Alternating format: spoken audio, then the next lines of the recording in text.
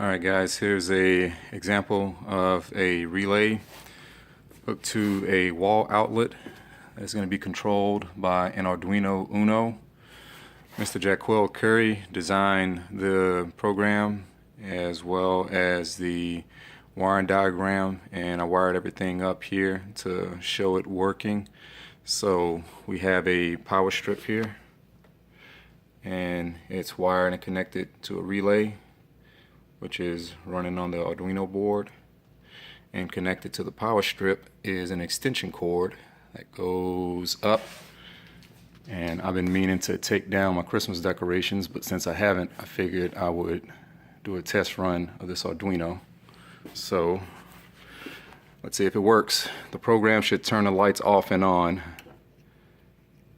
and the Arduino has power. The relay is getting a signal, and the lights are turning on and off.